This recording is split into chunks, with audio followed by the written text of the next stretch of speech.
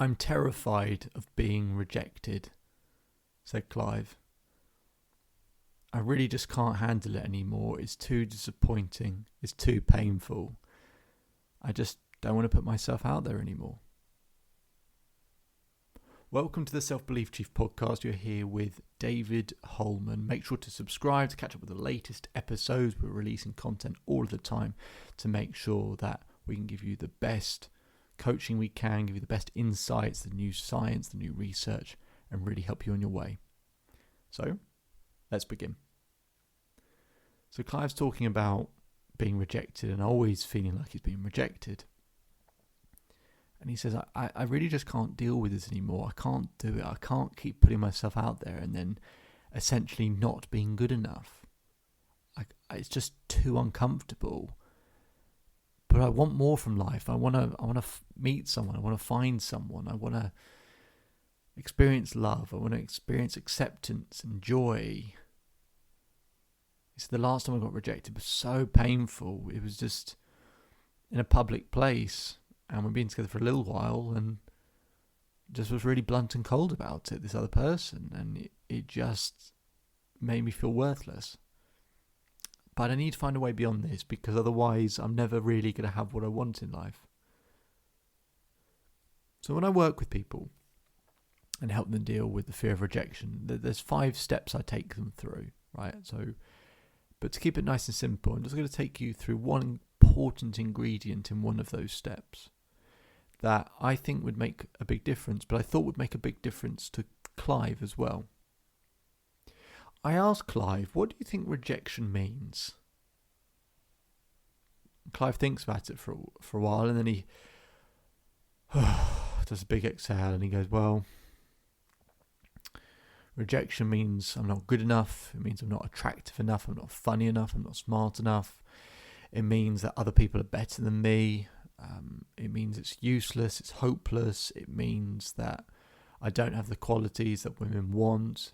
It means I'm going to end up alone and be alone forever. I said, right. I said, well, if I thought that's what rejection meant, I'd be terrified as well. I didn't know that's what it meant, Clive. Should we look it up? He said, what do you mean? I said, well, let's look it up in dictionary. You've just told me what a definition of rejection. I didn't know that's what it meant, but should we look it up? Unsurprisingly, that's not the definition of rejection at all. Actually, the definition of rejection is a lot simpler and less dramatic and less intense. But we come up with this meaning for rejection because it is painful, it is uncomfortable, it's horrendous. It's one of the hardest things to really deal with in terms of what someone else can do to us. But that meaning is a choice. Because we can't necessarily control the events in life, but we can control what they mean. He has a meaning for rejection that isn't in the dictionary. It's just one he's chosen, one he's decided, just because it feels uncomfortable. And in many ways we choose these really difficult, bad definitions for things. Sometimes so we can avoid things. Sometimes so that we have a reason not to put ourselves out there. Like, oh, well, actually, the consequences are so awful, so bad that actually, I shouldn't need to put in any more effort. It's not worth it.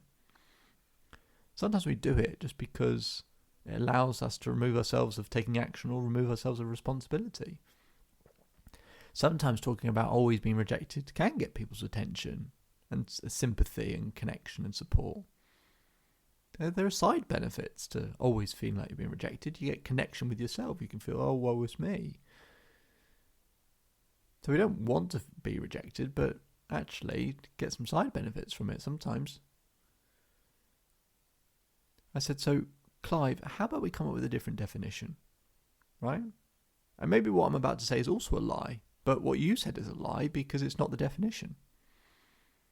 It's not the meaning of rejection. So let's create another, if we want to call it lie.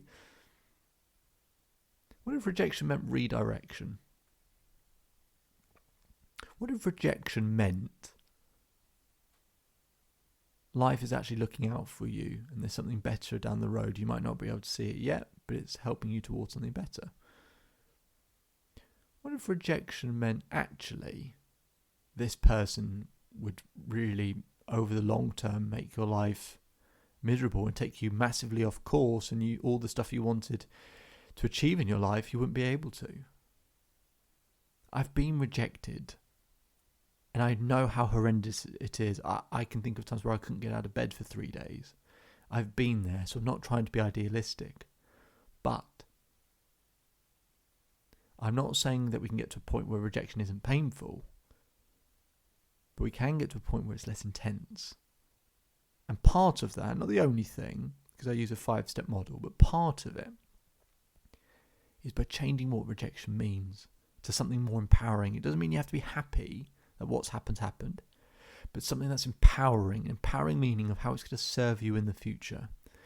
If you have that, the compounding benefit is when you get rejected, it won't be quite as intense, which will allow you to keep taking action, keep trying, keep looking, and give you, of course, by doing all of that, it gives you a better opportunity of finding what you're really looking for in life.